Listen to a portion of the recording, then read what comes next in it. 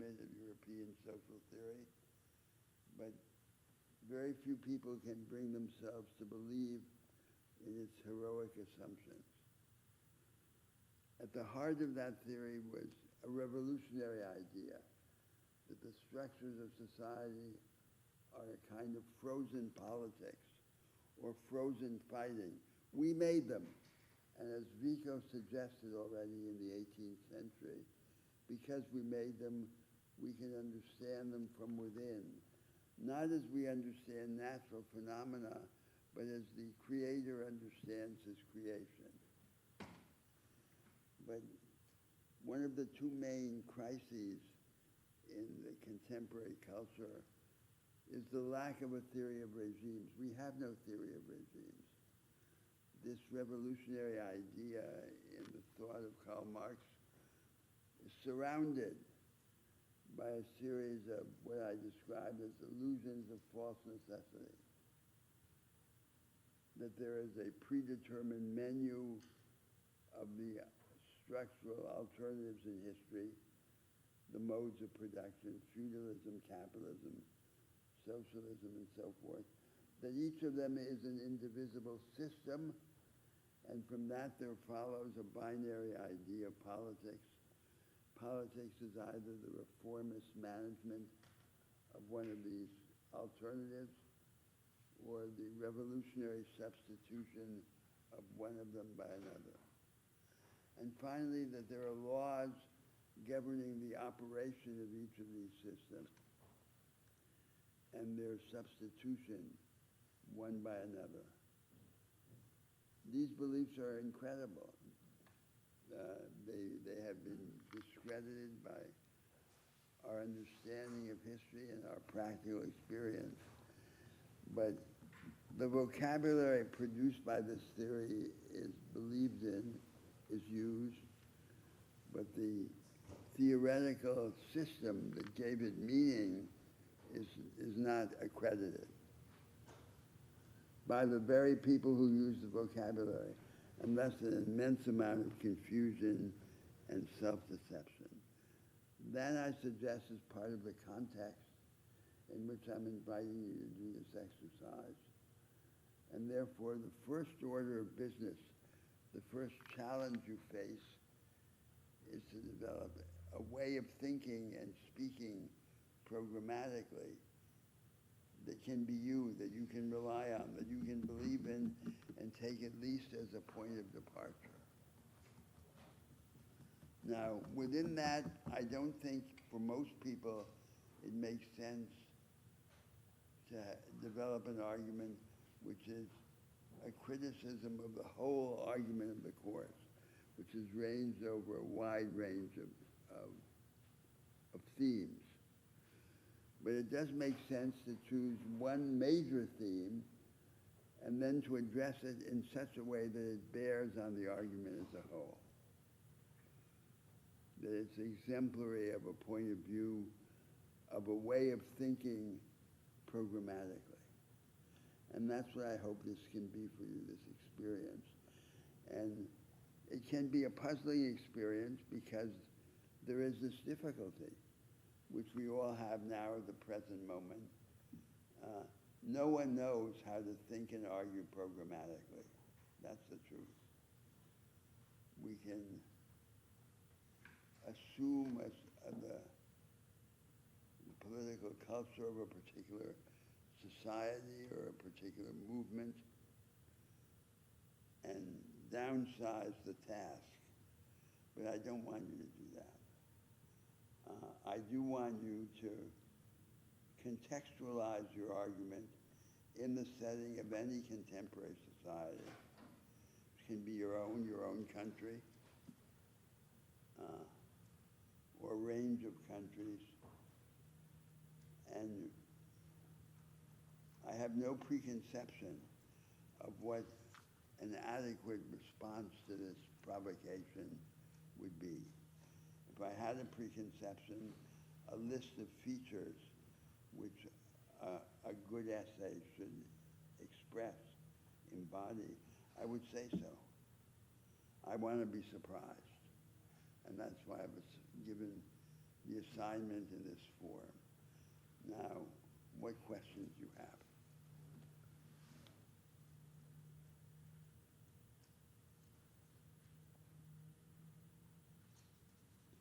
So it's obviously not intended to be a research paper, but you can refer to anything you want. You can use any body of writing.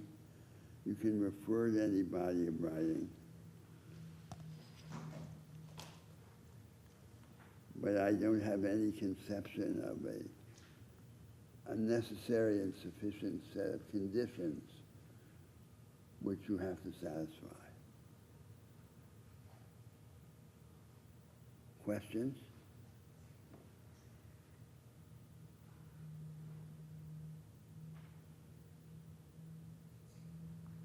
No questions?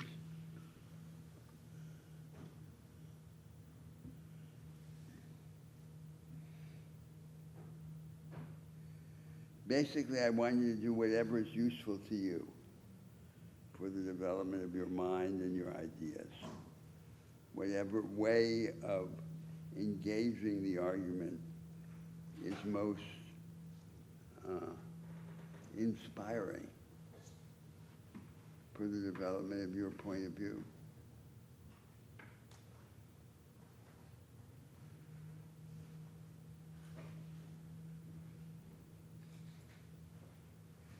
So sometimes people ask me whether citations should be in this form or that form. And the answer is they can be in any form, so long as I understand them. Furthermore, although this is technically a take-home examination and not a research paper for a course, you're free to discuss this with anyone. The only restraint on collaboration is that you be able to say of the final product in good faith that's largely the expression of your own mind. But you can talk to other students in the class or outside the class. You can engage anyone in the conversation. There's no artificial restraint on the methods of consultation.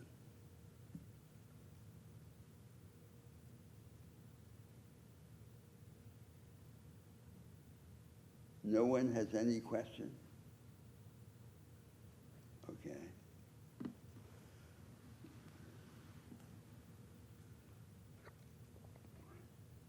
Well, you can also write to me if a question comes up, if you have any doubt.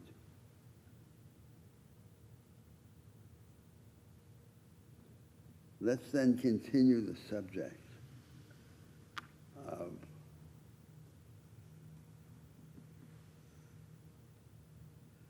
the institutional alternatives in the self-organization of civil society and go on to today's theme, which is the programmatic discussion about globalization. The intention is to go from the national to the supranational.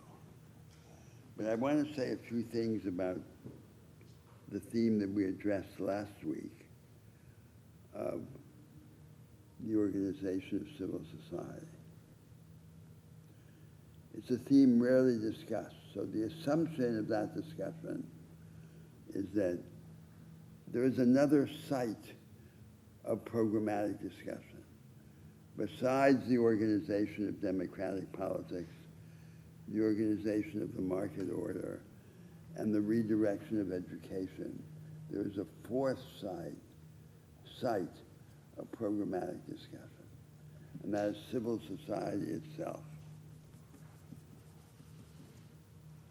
And there's very little in the literature of programmatic thought specifically about this. I put on the blackboard here a reference to one of the only books that has been written about the institutional alternatives for civil society in the last 150 years.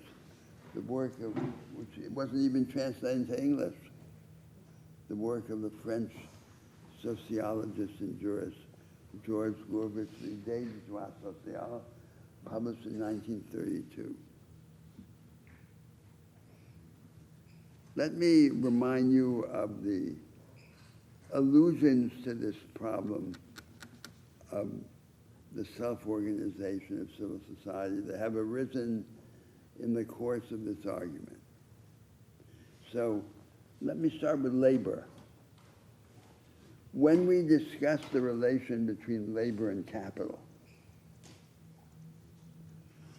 I observed that in the 20th century, and still today, collective bargaining, the contractual approach to labor, to the relation between labor and capital, was not the only labor law regime in the world. There was at least one other system. And the other system was the one that had its intellectual origin in Italian fascism, in Mussolini's Carta del Lavoro, but that acquired its historical significance much later, when this alternative was imported and reconstructed by the left-of-center populist leaders in Latin America in the course of the 20th century, by Cardenas in Mexico, by Vargas in Brazil, and by Perón in Argentina. The two systems were contractualist, one, and corporatist, second. The contractual system of the relations between labor and capital was based on two principles. One is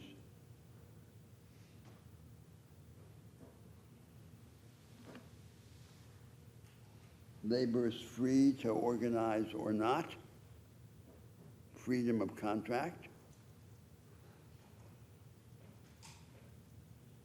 And the second is labor is completely independent from the state. The unions don't form part of the structure of the state. The corporatist system was similarly based on two opposite principles. Everyone is automatically unionized according to the position they occupy in the production system, and combining territorial and functional criteria.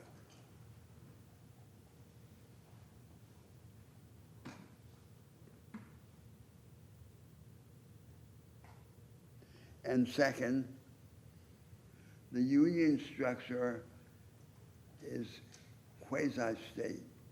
It's parallel to the state. It's a para-state structure. And the state exercises a tutelage over it, typically acting through the mediation of the Ministry of Labor. The union system is financed by a tax or a quasi-tax on wages, which the state implements and charges to the workers. So everyone contributes to the funding of the structure. Now there's one other essential point. To contrast the practical significance of the difference between these two systems.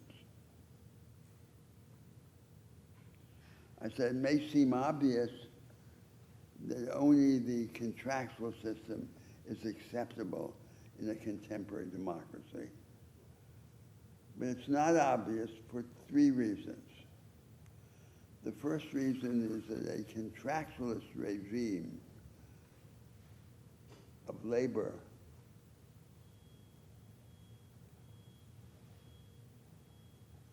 has an anti-solidaristic tilt.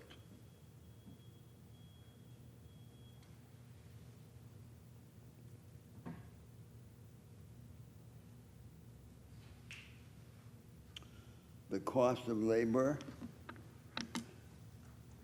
becomes relatively secondary as the capital intensivity of the particular area of the economy increases. So in a capital-intensive business or a vanguard business,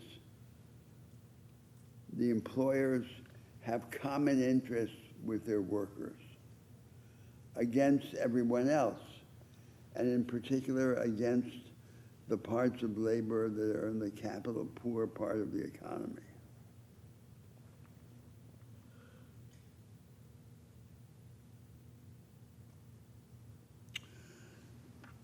The second consequence of the contractual system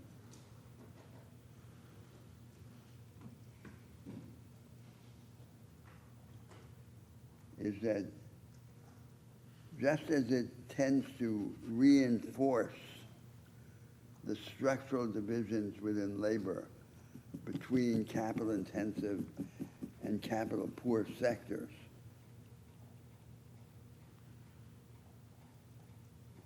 it also tends to emphasize the economistic demands of labor to the exclusion of broader demands about institutional transformation. And the third consequence of contractualism is that it is depoliticizing. It is inimical to the political movement, to the politicization of unions, of the labor movement.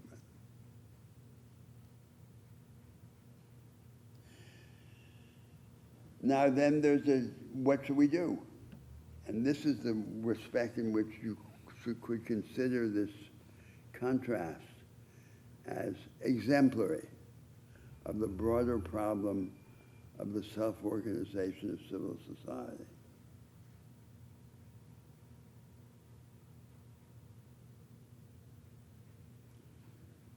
The proposal is that there be a hybrid system. The essence of the hybrid system is to take from the corporatist regime the principle of the automatic unionization of everyone. So it's not like the labor of Sisyphus trying constantly to defend unionization or to restart it, because unionization is a gift of the law. It's there for free. It's there automatically. But we won't allow the unions to be a pawn of the state, as in control popular mobilization by the populist presidents or dictators.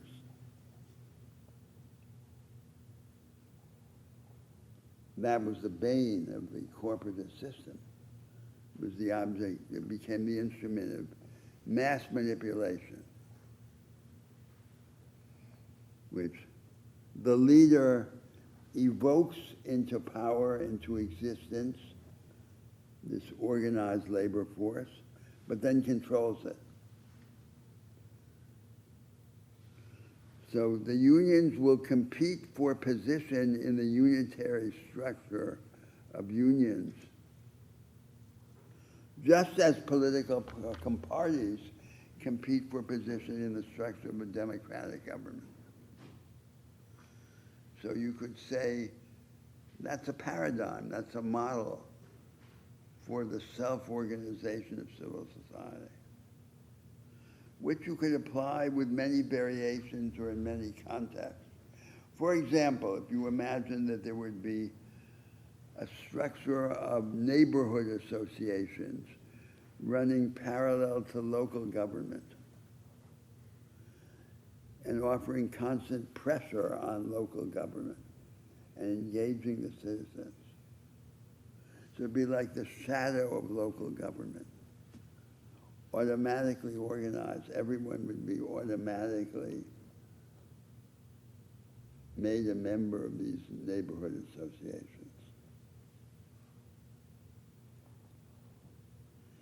And there wouldn't have to be an eternal fight over whether there was a structure or not. The structure would be there as a facility, a power offered by the law.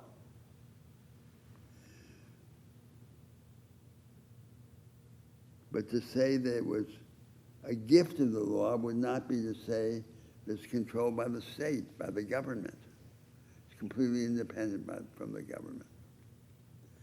That's the sense in which this hybrid labor law regime could be taken as an example of the self-formation, the self-development of civil society. Now, you had a question about this? Yeah, just wanted to ask you to repeat the second consequence that you mentioned for the contractualist system. The second what? The second consequence, you mentioned three. Yes. Yeah. So the first consequence is a contractualist labor law system tends to express, reinforce, and perpetuate the divisions within the labor movement.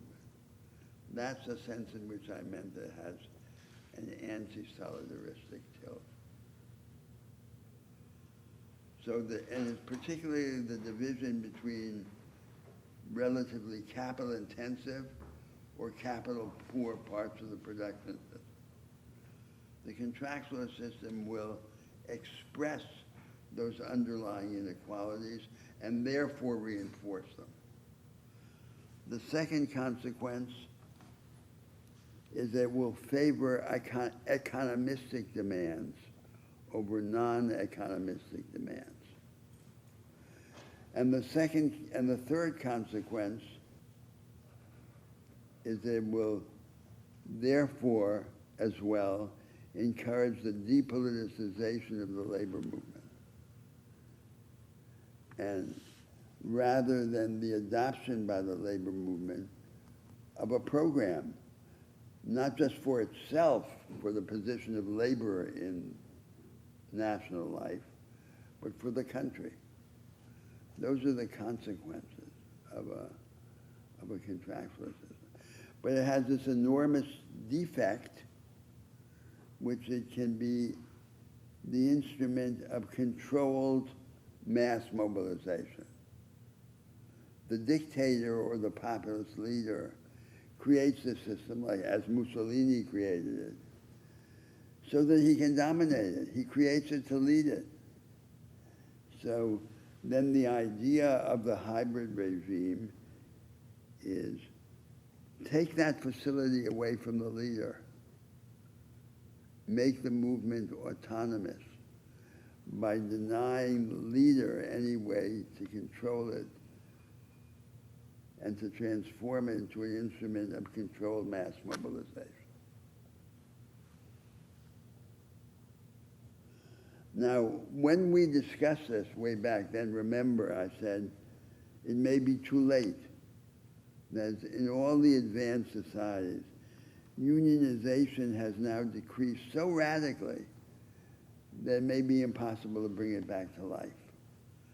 It survives only, for the most part, in public employment and in the third sector.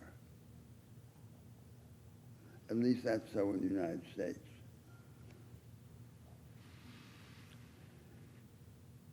And this is a remarkable fact, because we tend to believe mistakenly that if there is a demand for alternatives, a search for alternatives, somehow the ideas will spontaneously arise, that there will be at least an offer responding to the demand. But it's not true. The repertoire of institutional ideas available at any given time is relatively inelastic. And it's the Shakespearean tag. You can call the spirits, but will they come? And for the most part, they don't come. That was the observation that I made in relation to this.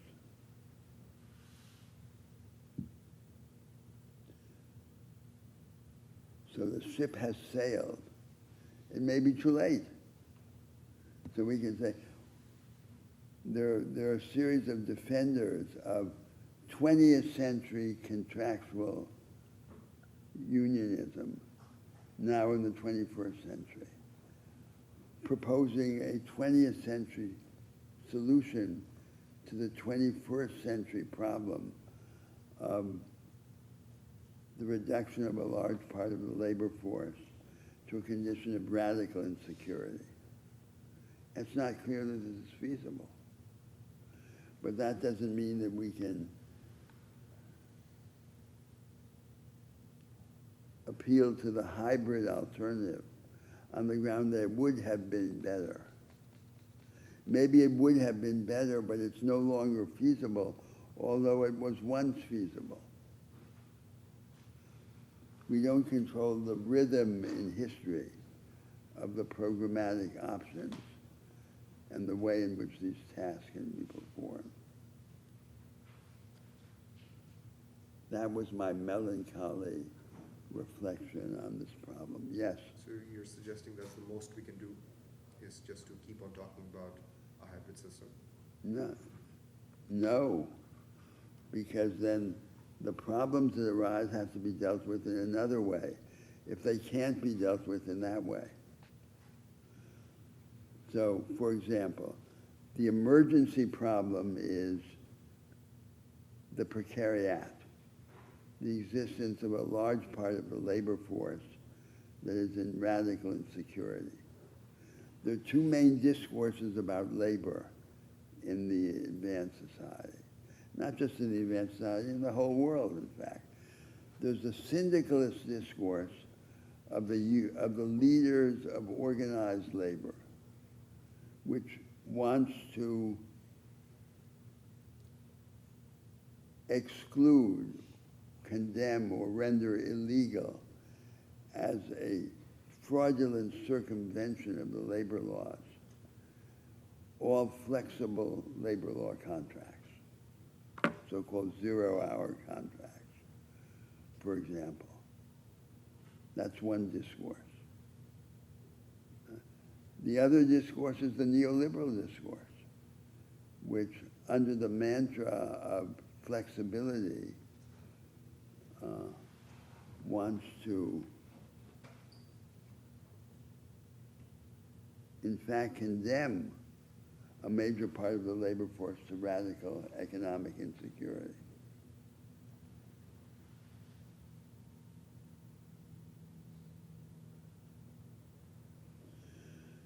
So an alternative way of dealing with the problem on an emergency basis would be to develop a legal regime to protect precarious labor, to direct legal intervention in the employment relations. For example, saying that two things. First, a sliding scale, say,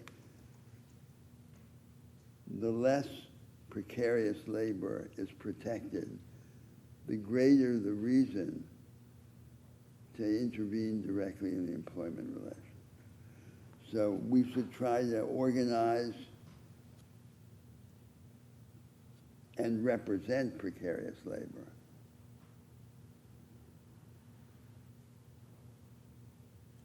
And go as far as we can in the direction of what I call the hybrid regime. But if we can't, then there should be an attempt to intervene directly in the employment relations. For example, by moving in the direction of a principle of price neutrality in the labor contract, which has labor performed under conditions of temporary contracts or precarious contracts should be remunerated on terms comparable to the similar labor performed under conditions of stable labor. So you don't allow there to be this discount for precarious labor. And the economic justification for that is it's very hard to imagine a cumulative rise in productivity in conditions in which there is a negative tilt to the returns to labor. So consider the economic background of these facts.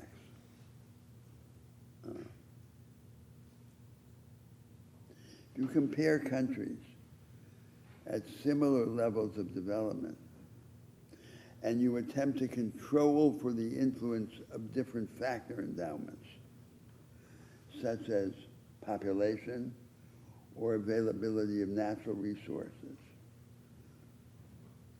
you find that countries at similar levels of economic growth differ radically in the division of national income between capital and labor.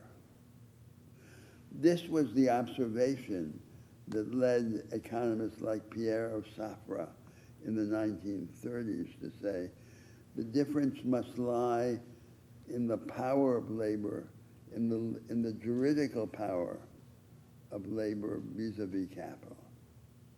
Because that was the only way that they saw to explain these radical differences in the division of so-called surplus value. So that's the economic background, the background in economic theory to this attempt to find a solution.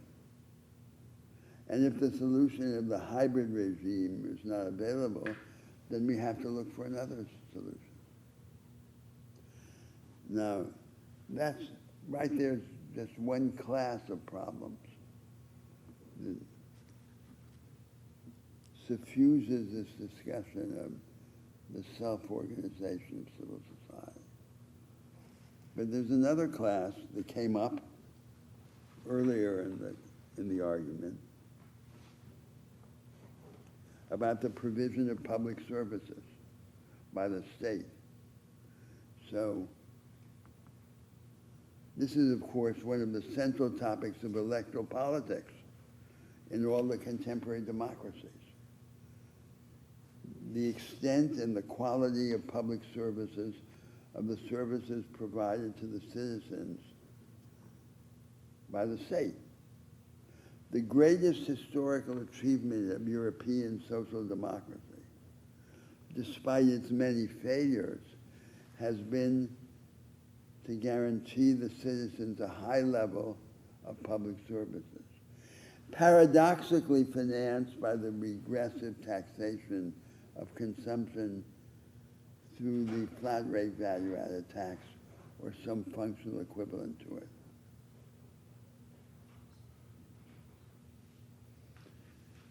But practically, the only form of provision of public service that exists in the world is what you could call administrative Fordism. And what I meant by administrative Fordism, by analogy to productive Fordism, industrial Fordism, is the provision of low-quality public services by the bureaucratic apparatus of the state. Low quality meaning of lower quality than the comparable services that can be bought on the market by someone who has money. So private health rather than public health, private education rather than public education, and so forth. So that's administrative Fordism. And the only alternative to administrative Fordism seems to be the privatization of public services in favor of profit-driven firms. But there's an alternative, which may become increasingly important in the 21st century. And the alternative is that the state provide a universal floor, a minimum, a universal minimum. That the state operate at the ceiling as well as at the floor, financing the development of the most complex and costly public services. But that in the broad middle zone between the floor and the ceiling, the state partner with independent civil society, organized in the form of cooperatives of specialists, to experiment with different forms of the competitive provision of public services. And that would be both the most efficient way to improve their quality and the most significant inducement to the self-organization of civil society. Yes. Just trying to understand this. When you say floor and ceiling, how can this be applied to healthcare? How can it be applied to healthcare? Well, that everyone gets a universal minimum. But then with respect to what's at the frontier of possible services, specialized forms of medicine, complex procedures, that's where this possibility of cooperation of state and healthcare comes in. And then the part of the state might be the universities and the teaching hospitals. The teaching hospitals might be, as they are in fact in many countries, partly financed by the government. But at the same time, there would be an independent, cooperative activity by the medical specialists, partnering with the state in the field of health.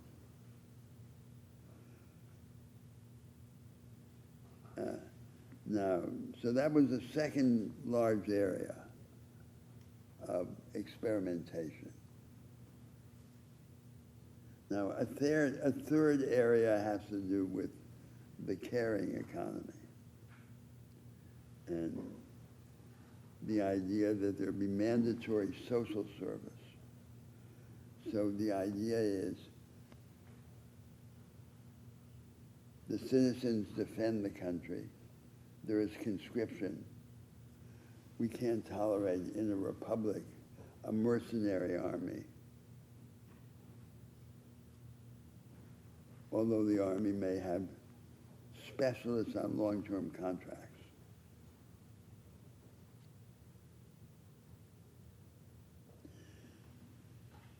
So all young people are subject to conscription because the army must be the nation in arms and not part of the nation paid for by the other parts to defend them, because then we get an army of poor people to fight the wars of rich people. But the country may not need everyone to serve in the army, so all the young people exempt from military conscription are automatically subject to mandatory social service. And in the mandatory social service, they work in the areas related to their initial careers or their special interests. And in principle, they work in a part of the country different from the part of the country that they come from. That's the idea. Now, this idea is in turn related to another conception, which is that every able-bodied adult should have at least two positions in society. A position in the production or skilling system, and a position in the caring economy. So everyone should be, in principle, subject to some responsibility to take care of other people outside or beyond the boundaries of family selfishness. Now, of course, the difficulty that we have is that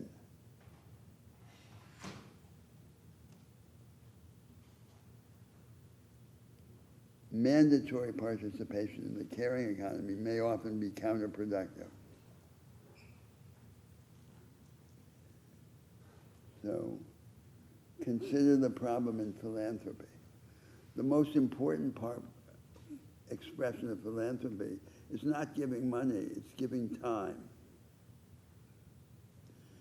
And it is an interesting fact about philanthropic activity that there is a linear relation between the disposition, the people who to give time, to contribute time philanthropically, and the number of children that they have.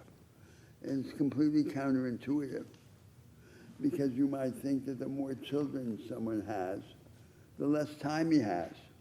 But it doesn't seem to work that way. So this is the mystery of the human heart, that the heart expands. Having more children, you have more time for other children. Why that should be so is mysterious, but that seems to be the case. So to mandate that, to require that as a legal obligation, may be unwise. It's a principle, but the principles should not be enforced legally, but the state should do everything to facilitate it, to facilitate the expression of the solidaristic impulse in social life, to diminish its costs or the burdens that it imposes on the philanthropic individual. So this is just an enumeration, a list that I've said, the labor examples, the provision of public services, and the role in the caring economy.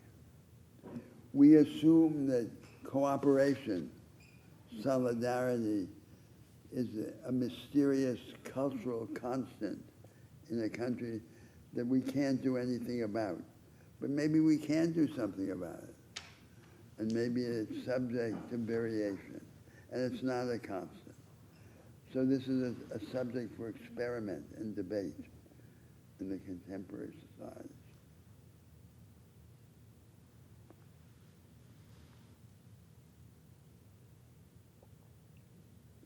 So would someone like to speak to this? It's all on this large theme, on the theme that Gorevitch addressed in this book in 1932, in this isolated work, which almost no one has addressed since.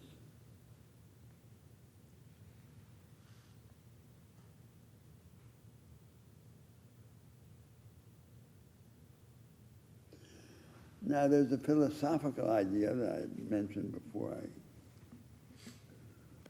I go on, which is the basis of cohesion in society.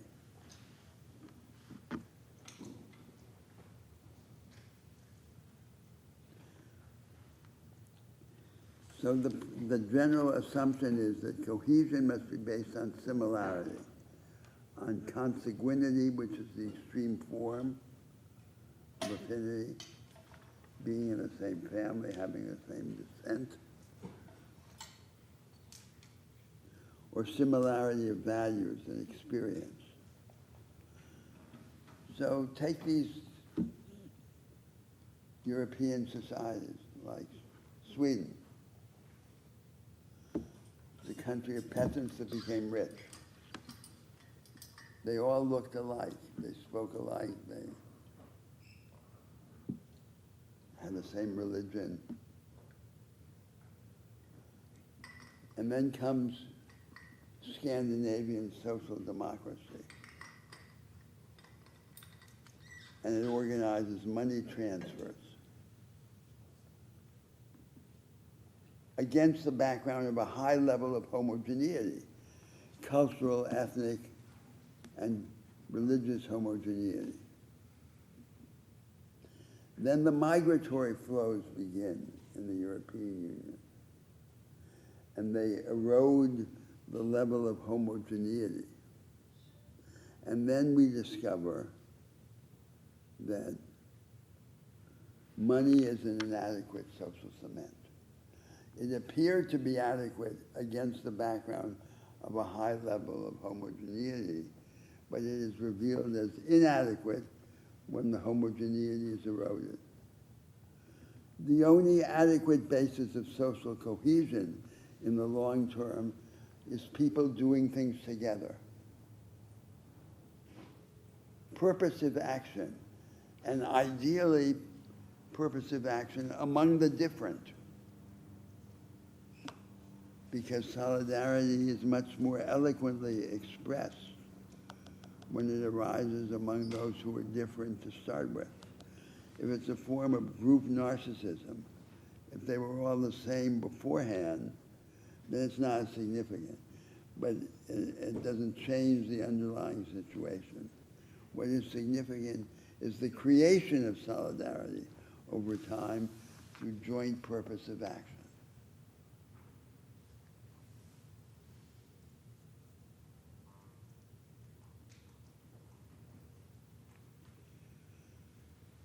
Now, what is the prime context for this? And this is now the transition to discussion of globalization. It's the nation. And the nation in the modern world is a creation of the elites.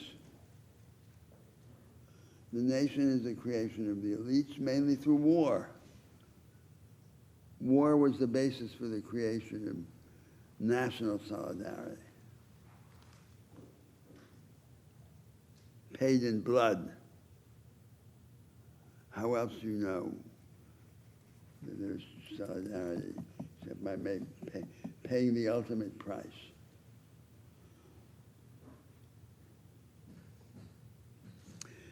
Renan said in the 19th century that the nation is a daily plebiscite. Every day. And then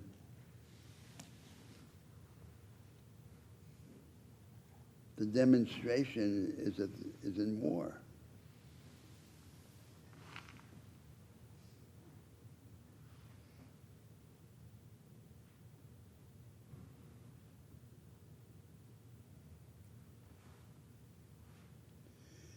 Now, there's an assumption underlying the entire programmatic argument this semester, which is that the nation is the natural or the preeminent setting for alternatives. And that's questionable. Maybe some of you will question it in your essays.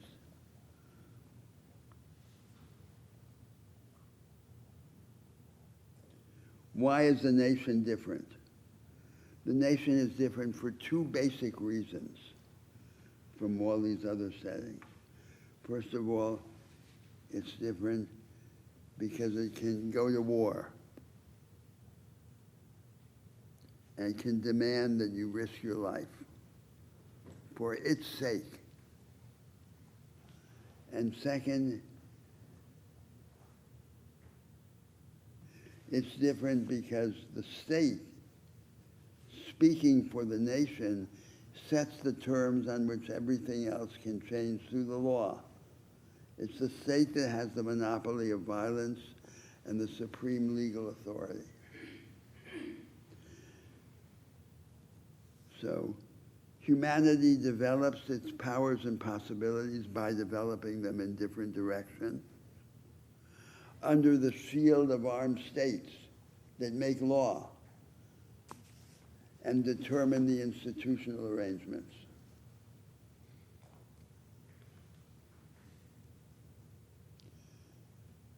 So there's no reason to think that the division of state sovereignty, the national division, will be the fundamental division forever.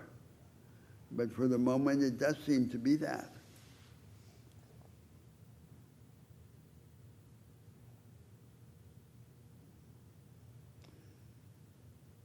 So the most effective way to change the terms of social life is to win power in the state.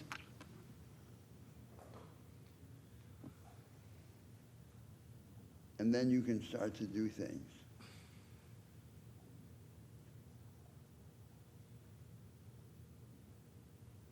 And at the end of the day, you demonstrate that you have power because you can demand blood. That's the basis for this whole argument.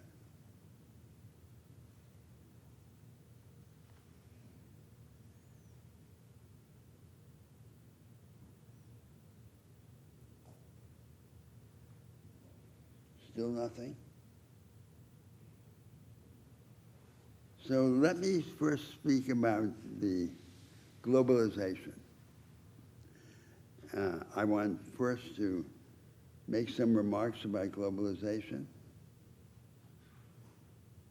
Then second, to contrast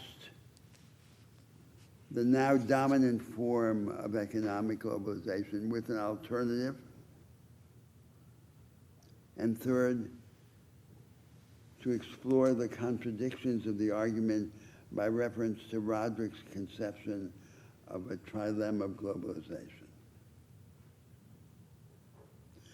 So, globalization came twice in the modern world. Once in the period between 1870 and the First World War, and a second time in the aftermath of the Second World War till today. Accelerating after 1971, when the dollar was taken off the gold standard. So, in between these two episodes of globalization, there was a catastrophic diminishment of the scope of globalization in the interwar period, in the period between the First and the Second World Wars. We can't say that the second wave has gone further than the first wave. It has in some ways and not in others. So, in the second wave,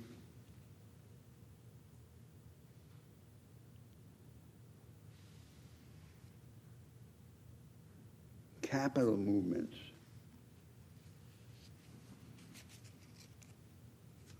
gross capital movements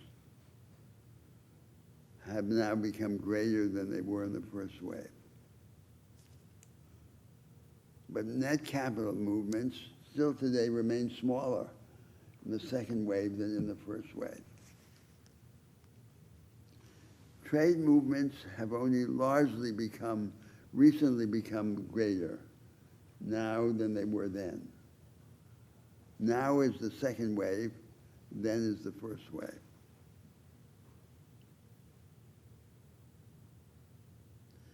And people movements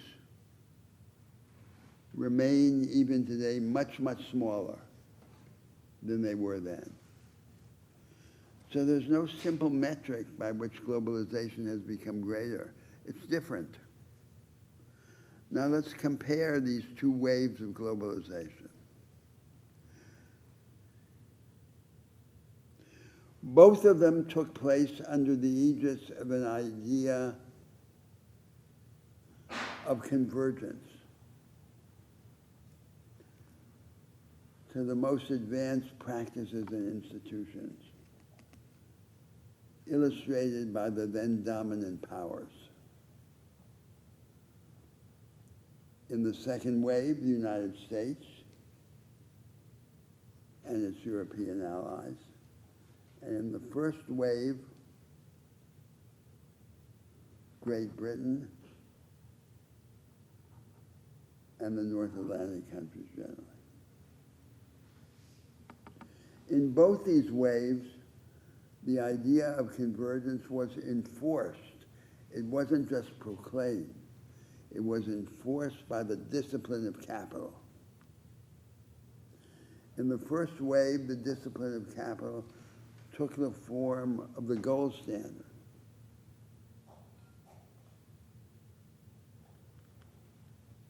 National currency was backed up by gold.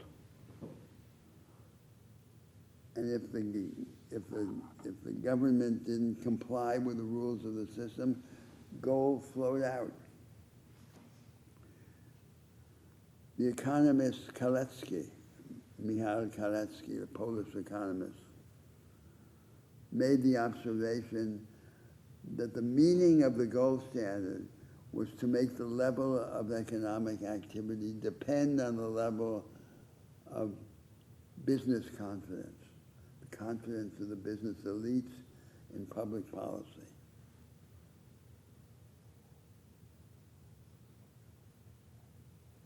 Now, in the second wave, there is a functional equivalent to the gold standard, kind of neo-gold standard that has the same role of enforcing the idea of convergence. In the rich countries, in the North Atlantic countries, the functional alternative is sound finance doctrine.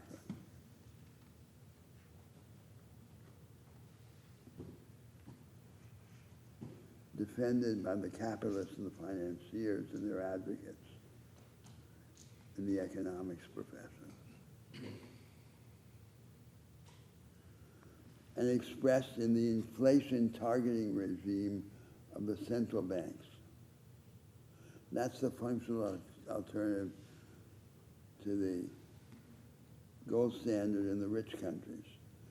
And the functional alternative to the gold standard in the developing countries, and particularly in Latin America, has been a syndrome of macroeconomic policies.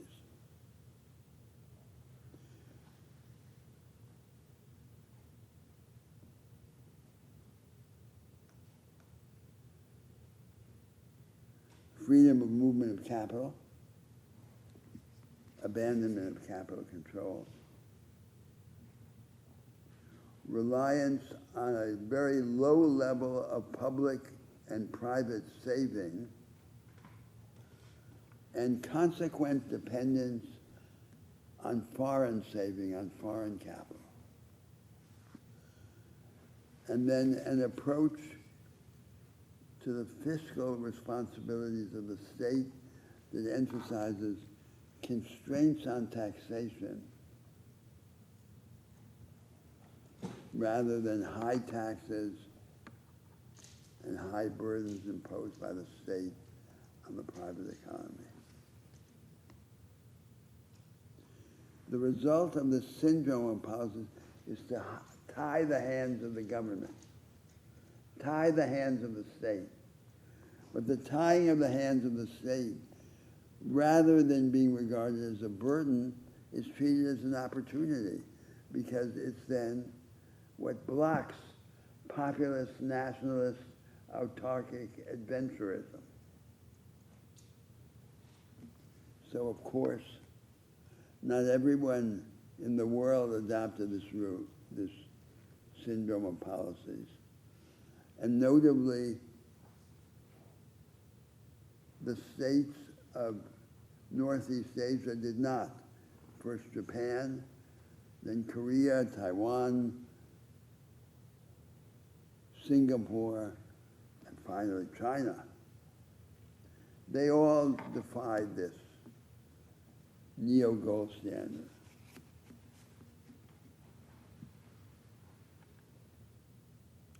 They dosed the entry of foreign capital in the early stages of their national development. They prevented foreign capital from penetrating the production system and acquiring dominant ownership.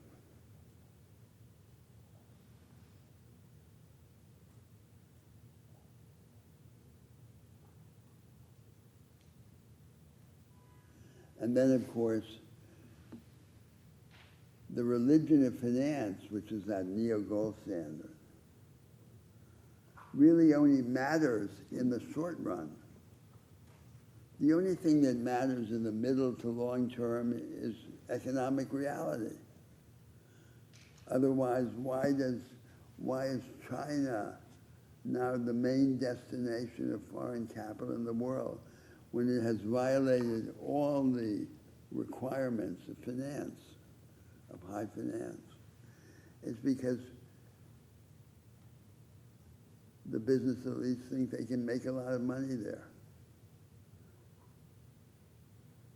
So the obedience only matters short term. The religion of finance only matters in the short term. In the middle to long term, the only thing that matters is economic reality. So the Latin American countries signed on the dotted line. They obeyed.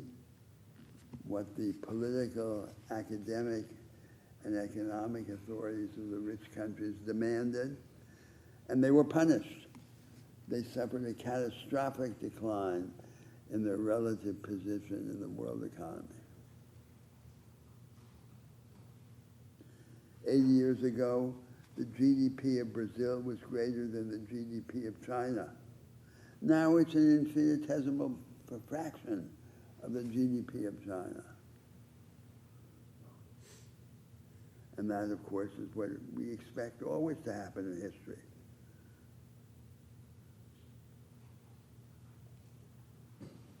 Rebellion almost always rewarded, but obedience always punished.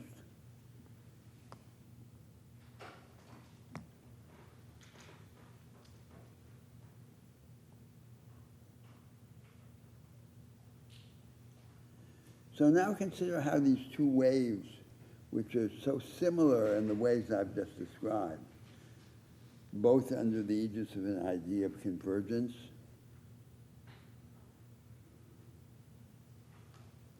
with the idea, and both the idea of convergence enforced by the discipline of capital,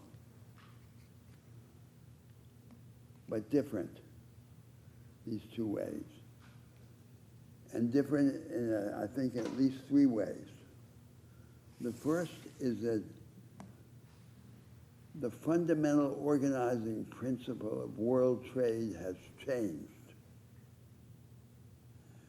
The basis of comparative advantage and the fundamental premise of world trade was to organize trade as exchange between labor-intensive and capital-intensive countries.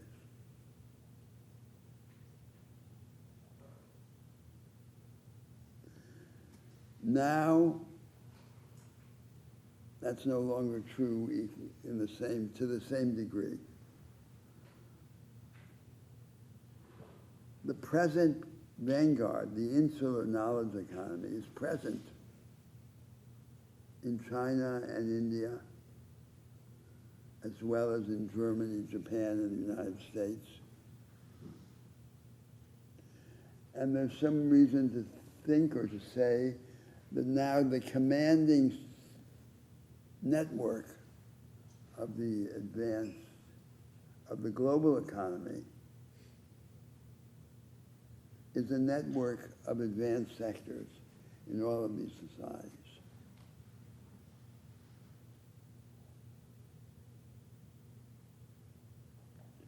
And not the simple trade between the capital-intensive and the labor-intensive. The second major difference between the two waves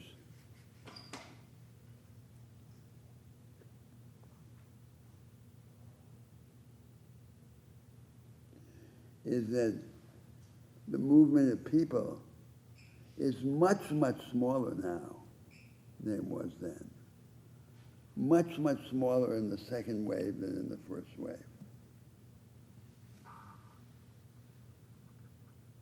And the third difference is the most intangible one. As I said, they both occurred under an idea of convergence, the two waves.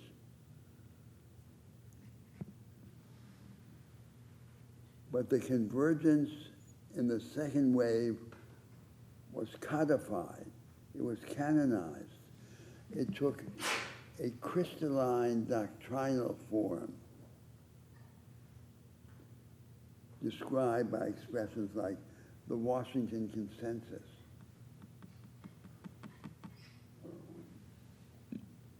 or the conditionality agreements of the Bretton Woods institutions. It was actually written out in the form of a bond, a contract.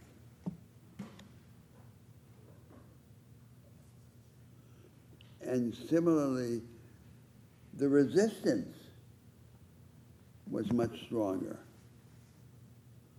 Not just the resistance of wounded civilizations, but the resistance of sovereign states which could only progress by rebelling.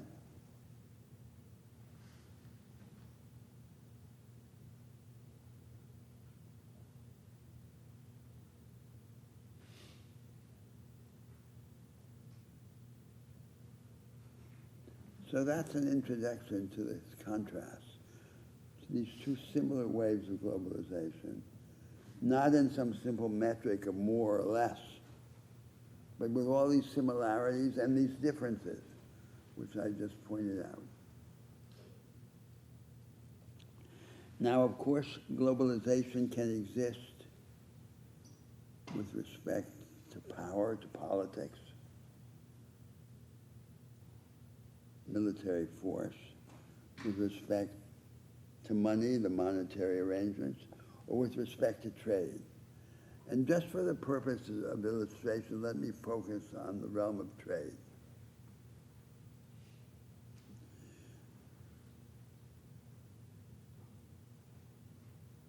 So it's common around the world to take globalization as an alibi for surrender. But I've already shown you why it's not an acceptable alibi. Because the same system of constraints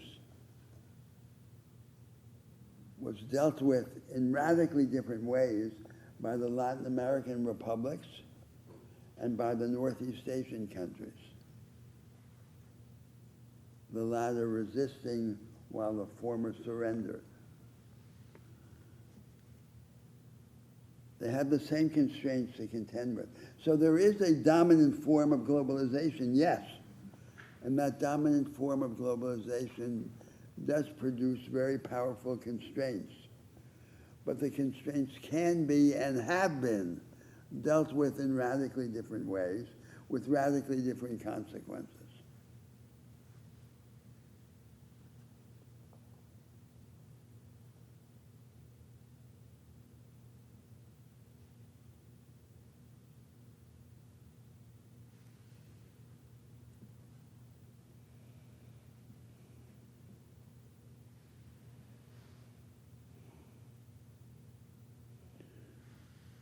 So there is a dominant form of globalization, and I want to describe what its basic principles are. So first, in the form of economic or specifically trade globalization that has developed in the world,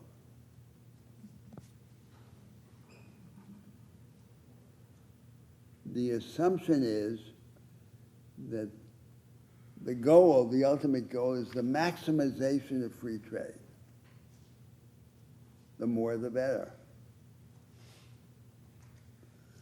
The alternative view is free trade is not the goal. The goal is the coexistence of alternative experiences of civilization under the aegis of these sovereign states in a world economy that gradually becomes more open, provided that the way in which it becomes more open is compatible with this coexistence of radically different trajectories of national development. The second principle of the dominant form of economic or trade globalization is the principle that I want to describe under the label of institutional maximalism. The trading countries must not only subscribe to the market economy, they must subscribe to a very particular version of the market economy, which includes, for example, the following two elements. First, all the forms of collaboration between states and businesses that the countries now rich used in order to become rich are proscribed or prohibited under the label subsidies. And second, the rules of world trade will incorporate the odious regime of intellectual property, which was developed only at the end of the 19th century, the patent regime, which has the consequence of leaving many of the intellectual innovations most important to humanity, such as the medical or pharmaceutical innovations, in the control of a handful of multinational businesses.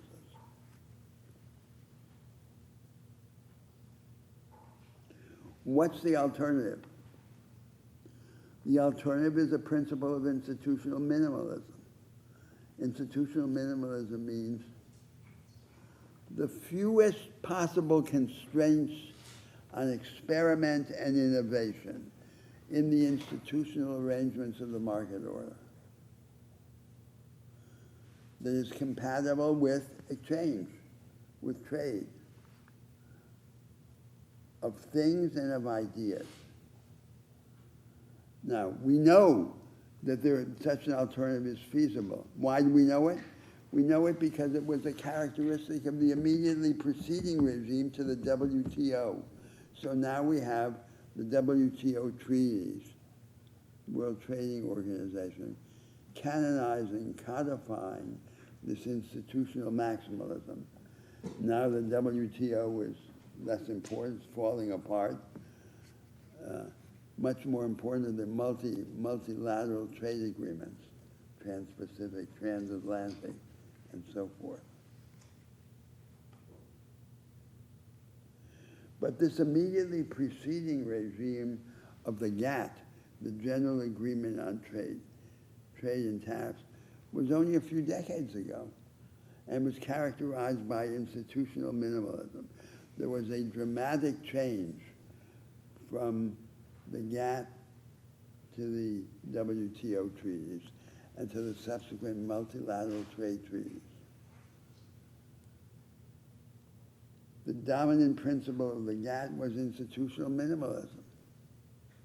Now, this institutional minimalism occurred against the background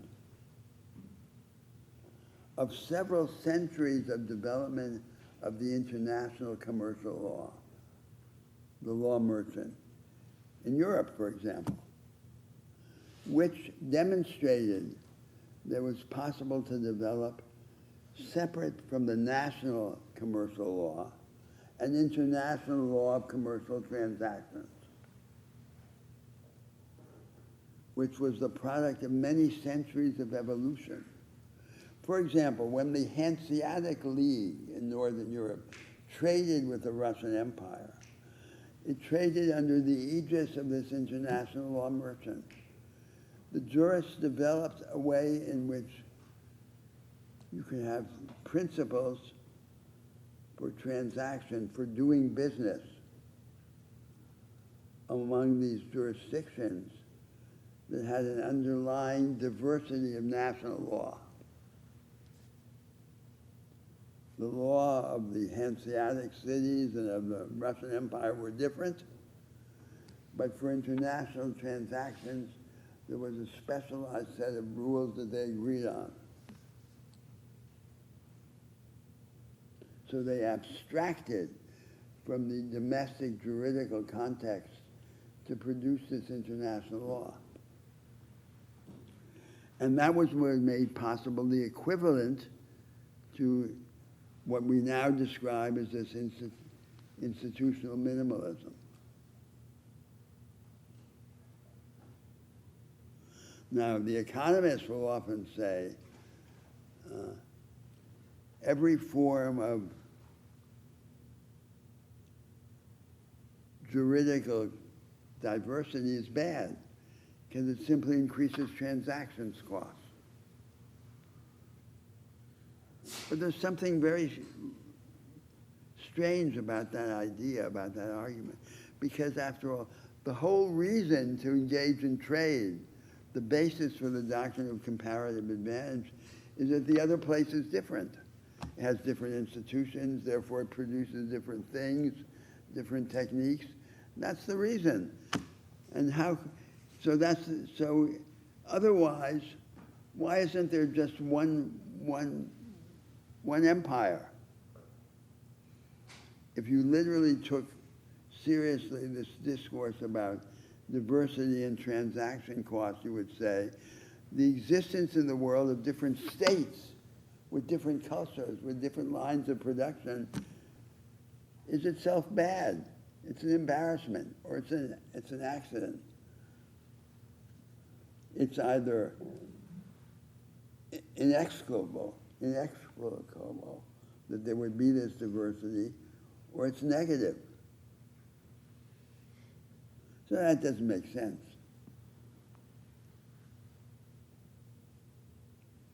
So the reason for the institutional maximalism was to impose,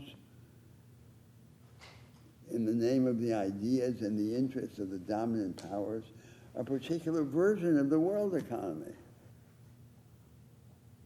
that served their purposes. Now I come to the third principle governing the commanding form of globalization. The third principle has to do with a different way of treating the movement of things and of money and the movement of people. So the third principle of the dominant form of globalization is that the movement of things and of money will become as free as possible, as soon as possible. But people will be imprisoned in the nation state or in blocks of relatively homogeneous nation states like the European Union. There's no basis in economic theory or democratic theory for this radically different way of treating the mobility of the factors of production. There's no basis from a purely economic standpoint of saying things and money should be free to roam the world, but people should be locked up. From an economic point of view, these factors of production, the more mobility for all of them, the better. Now, mobility for people is too revolutionary to be instituted immediately. So you would have to say it has to go in little steps. So if people move from one society to another, they have to move in steps. First as temporary workers, then as legal residents, and only ultimately in the long term as citizens. But the principle should be, and this is then the alternative to the third principle of the dominant form of globalization, the principle should be people, things and money should acquire freedom together. Things, money, and people should acquire freedom together in little cumulative steps. We shouldn't give all the freedom to things and to money and leave the people in the meantime languishing in their jails.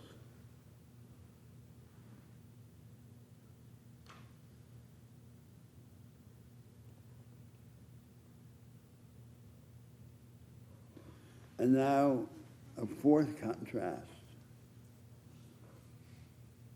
which is more overtly polemical.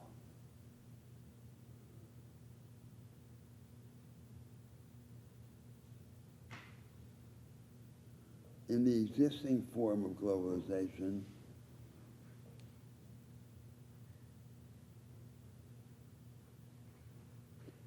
labor is grudgingly recognized to be free or ought to be free. But nothing is done, in fact, to promote the freedom of labor. And especially the liberation of labor by what I described earlier in the course as the lost agenda, property-owning democracy. The small producer, the small holder, the mass of poor people who are disorganized and who are subjective petty bourgeois. The horizon of aspiration is a small business until there's some more consequential way of realizing their dream. So in the meantime, the rules of world trade should facilitate the experiment in these ways of democratizing property and democratizing technology.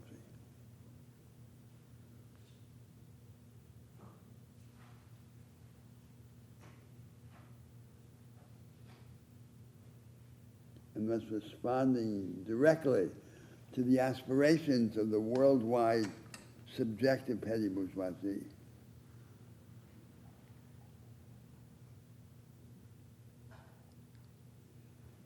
So that's, I've tried to present very clearly this contrast between dominant form globalization and an alternative to it. The instruments for beginning to institute the alternative to it are readily available. Everyone knows what they are. They're not a mystery. But how would it ever arise? It would only arise if countries in the world, some rich countries, some developing countries, embarked on the creation of alternative. In other words, the movement has to begin from below in the nation states of the world and then hit against the limits imposed by these constraints of the dominant form of globalization. And then those constraints are loosened, and then more diversity happens. That's the sequence to which we can aspire.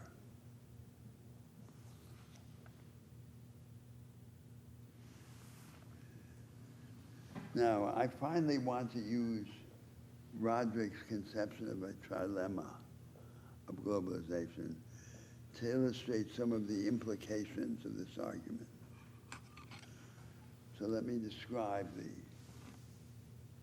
conception. I'm sure many of you know it already. But so Roderick says, take national sovereignty and economic policy, democratic politics, and hyperglobalization. You can only have two of the three. You can't have all three. So the coexistence of the three is not feasible. And that's the basic constraint in this existing form of globalization.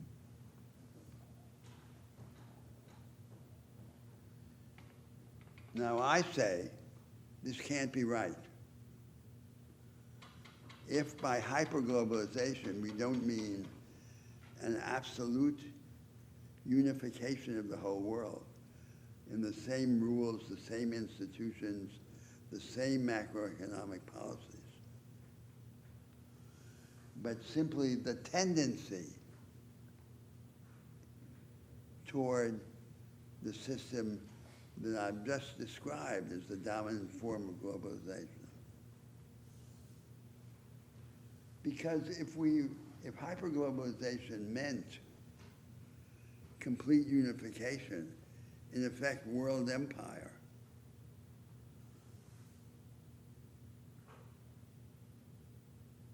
none of this would be relevant. It would be just one system. It would be the same system worldwide.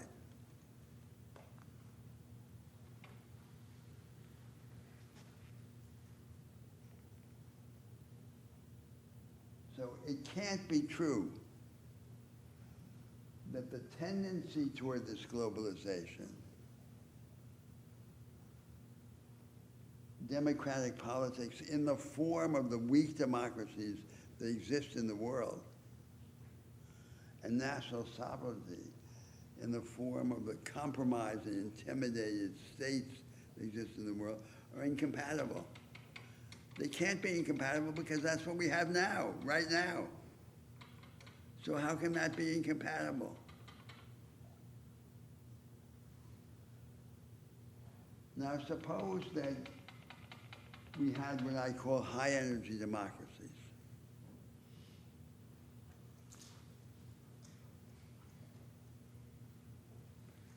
Higher temperature, massive popular engagement in political life, accelerated pace, rapid breakthrough of impasse, and coexistence of strong central initiative with radical devolution in large states. And suppose that national sovereignty took the form of strong national projects. Now, what do I mean by strong national projects? I mean national projects that require as their condition or instruments mobilization of resources, of physical, financial, human resources at a high level, like the conception of a war economy without a war. And second, express themselves in strongly defined institutional diversity, the reconstruction of the market, reconstruction of democratic politics. So the reward of democratic politics under that view is the strengthened national sovereignty, always in the form of a dialectic. There isn't one way of doing it. There can be questioned from different directions. If that happened, then this dominant form of globalization that I just described would be overthrown. And it would be replaced by a form of globalization that might increase exchanges among countries of things, of people, of ideas, but it would certainly be characterized by institutional minimalism. More exchange with less constraint. And in that system, the trilemma would also fail to hold.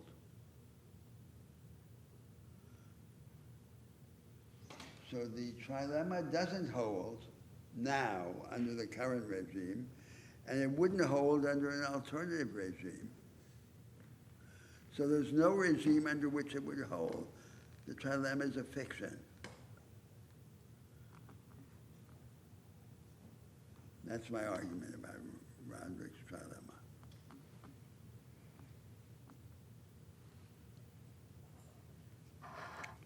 Now, of course, all of this is not the main form of globalization. The main show has to do with the states, with their power, with their military power, and ultimately with war.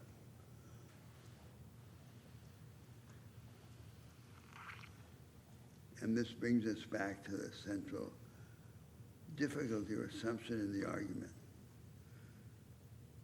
Humanity develops its powers only by developing them in different directions, under the shield of these armed states. Because the worst disaster of all would be for there to be a world empire, a single state, or the appearance of diversity of states under the reality of imperial unity. That would be the worst. But to escape that, through the existence of these sovereign states, we pay a terrible price. And the terrible price is the danger of war. Now, what have we learned in this post-war period about that third dimension of globalization, having to do with global governance? The system instituted by the victors at the end of the Second World War doesn't work. The United Nations doesn't work. Its two main bodies, the General Assembly and the Security Council, are both failures. One is a talking shop. The other is totally paralyzed, the Security Council.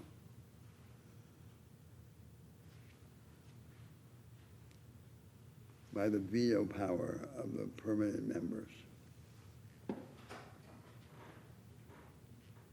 The only thing that works in the United Nations system is its use as an umbrella organization for cooperative activities or initiatives like the climate discussions.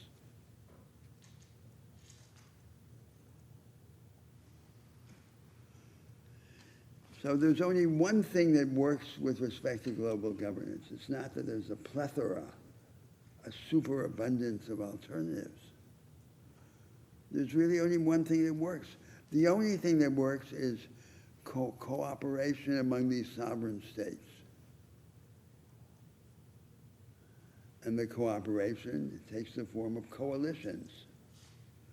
These can be regional coalitions, like the European Union or the African Union, or coalitions of similar states, like similar in their role in the international system, like the G7 and the G20,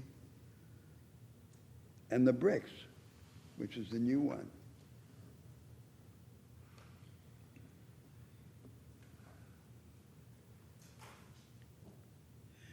And the most promising of all are special purpose coalitions.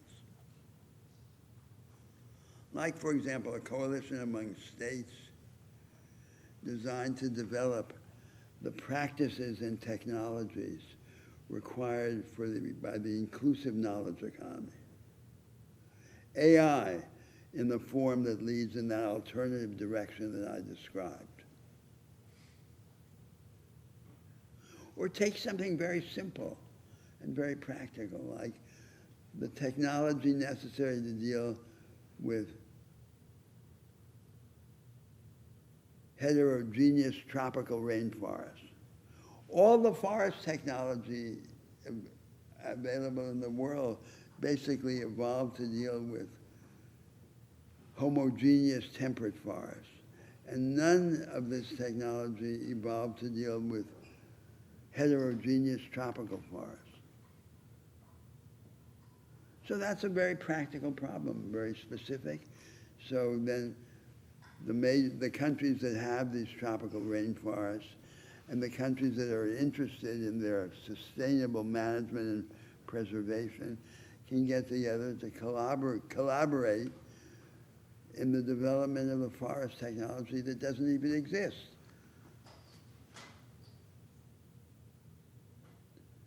So you can imagine a slow work of cumulative collaboration, texture of interdependencies that arises from this collaboration and that entangles or involves at some point the major powers. So there are these two powers, China and the United States, that both of them, for radically different reasons, are separate from humanity. Like solipsistic and awkward Gullivers. And what should humanity do? It should try and entangle them in a web of reciprocities.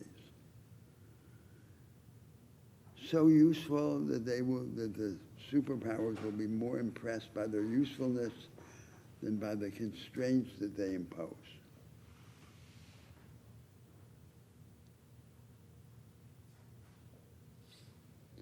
And then we can hope little by little to turn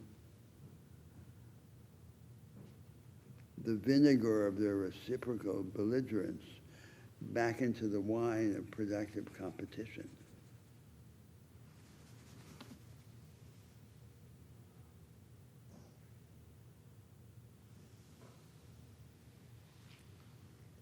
and through the initiative of these intermediate powers, these middle powers, begin to reorganize the space, the world space.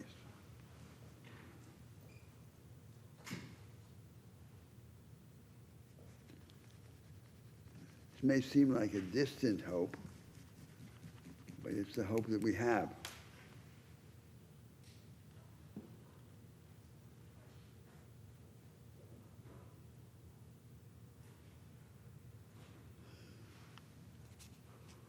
So there's a basic feature that I want you to understand about this argument that I'm making. The argument about the market, about democracy, has been, don't take the present form of democracy and of the market on a take-it-or-leave-it basis. It's not market or non-market, it's which market. It's the same argument about globalization. So we go up one level, and the real argument is, which globalization? Not this one, but another one.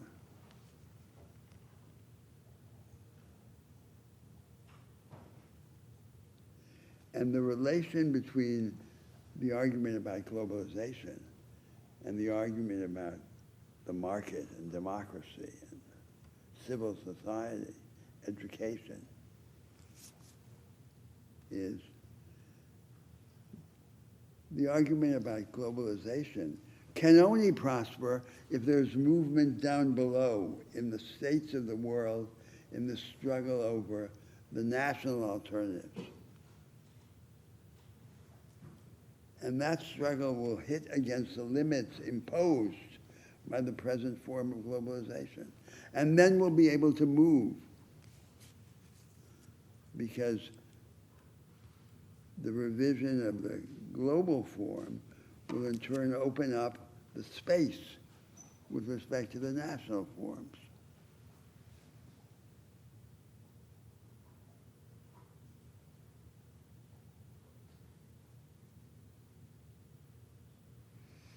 So that's all I wanted to say.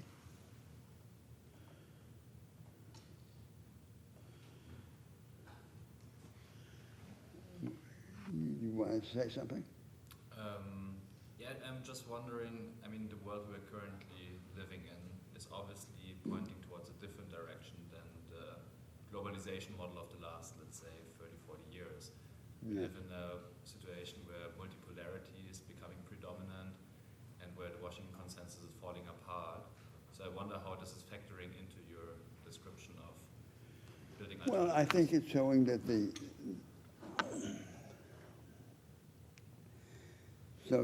it's falling apart as a system, but no other system is emerging, right?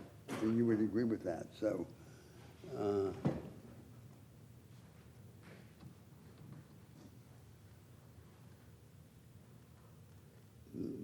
the sense of this argument that I'm making is that this is not a system that I'm proposing, a world system. I am proposing alternatives at the national level. But the only sense in which the world order would be a system is it would be open to this kind of evolution at the national level. And I suppose what I'm arguing about is what characteristics of our approach to globalization would promote this interchange with the national alternatives. And I think that in that dialectic between the national and the supranational, most of the movement comes from the national. But there's a reflex movement, a response at the international level, in which the way in which the international order could evolve would be to evolve as the servant of the national expressions. The demand has to come from the peoples of the world and their attempt to construct a life that they can live.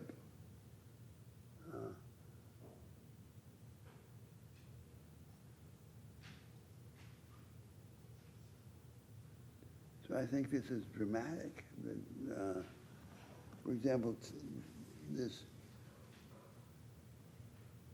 there's no adequate explanation or justification for the change that I described between the GATT and the WTO. Shifted to this draconian institutional maximalism.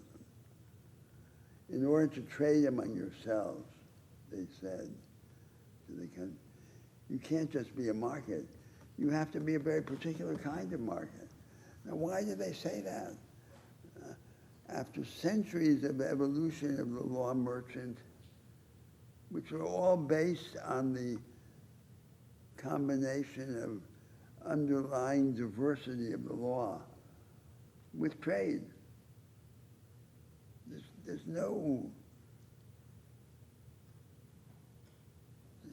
So what is it? Is it a complete lack of imagination, or is it brutal self-interest?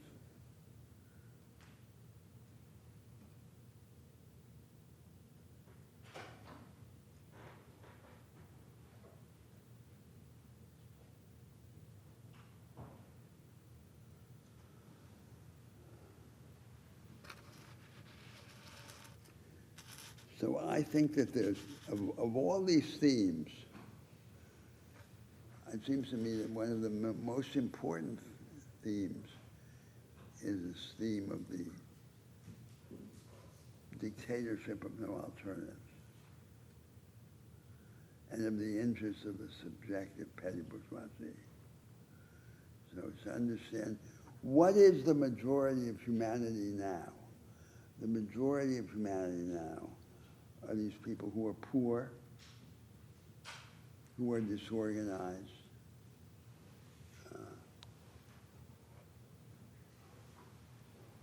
their countries have been deindustrialized, they've been thrown into precarious employment, and what do they want? They want what they want by default, in the absence of an alternative, is a petty bourgeois salvation. They want to have a little plot of land, a shop in town, a technical service for which they can charge a fee. And that's not really a salvation, it's just a holding operation, tide them over. But what they would need is a productivist upsurge to be carried up in a wave of productive qualification.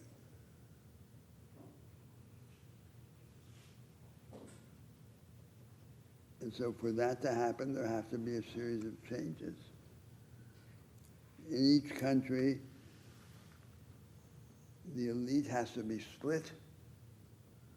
There has to form in the country a productivist counter-elite. That productivist counter-elite has to struggle for power with the elite of rentiers in order to win power, not pure dreaming idealism, but to represent that subjective petty bourgeois majority. And then has to offer them concrete alternatives to the default dream of petty bourgeois life. Because otherwise there can't be a growth miracle. Now, I think that's what the whole world wants, a large part of the world. But it has to be organized in the form of a doctrine.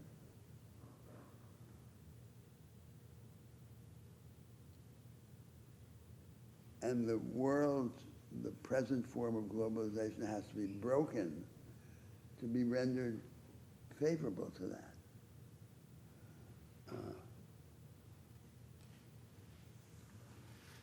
So it's a positive doctrinal proposal that I'm making.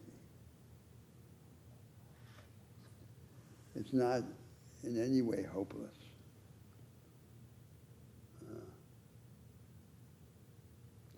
But I think, and we have all these intellectual difficulties. So the theories that we have don't communicate with this reality.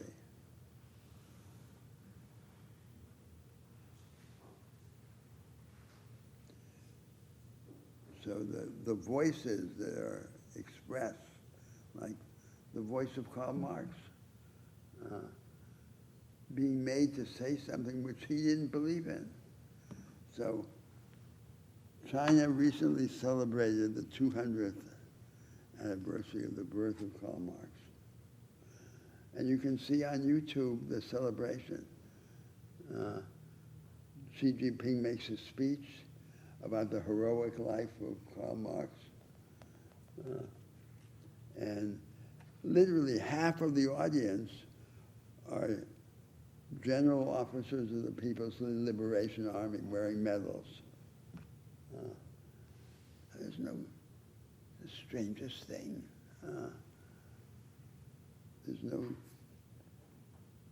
There's total severance of the human reality with the ideas. So we're not going to manage to do this without ideas. Ideas don't change the world, but without ideas, there's no way to change it.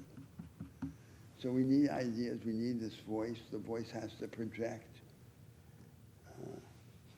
The message has to be carried. But I think the underlying situation has never been so rich with opportunity, with transformative opportunity. And any modest success anywhere in the world can now resonate dramatically in the world because the whole world is connected. So even the appearance of relative success can have sensational consequences.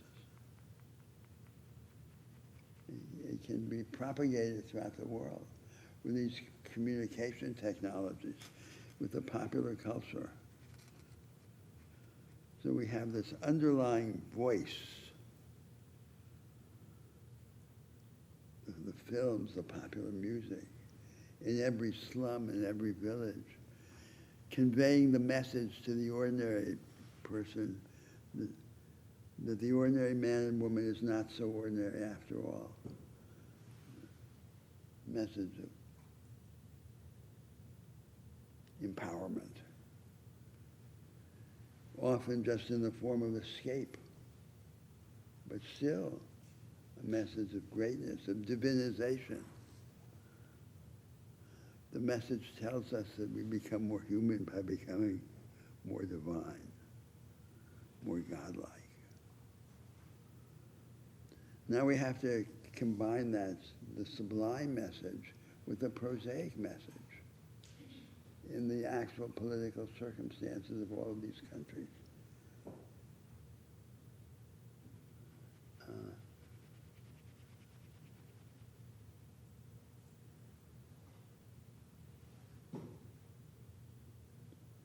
And it may not seem that way, but I think the situation has never been more favorable.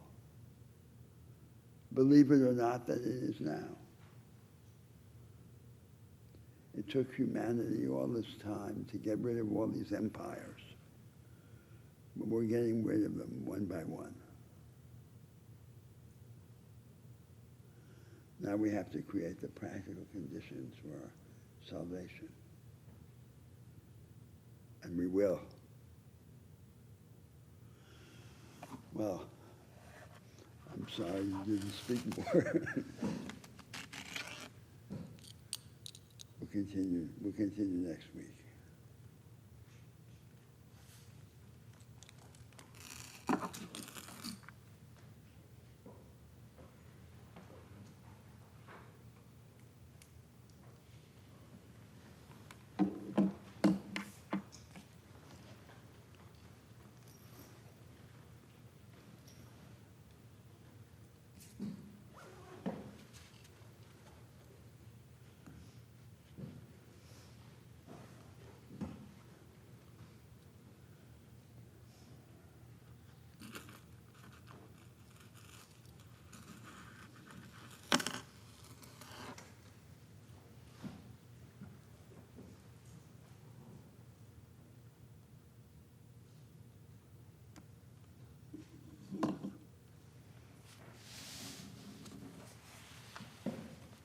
hope something was recorded.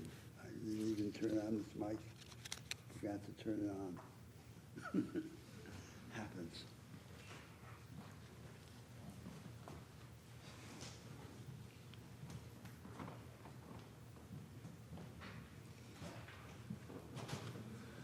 Okay, 5 minutes break, and then we reconvene as always.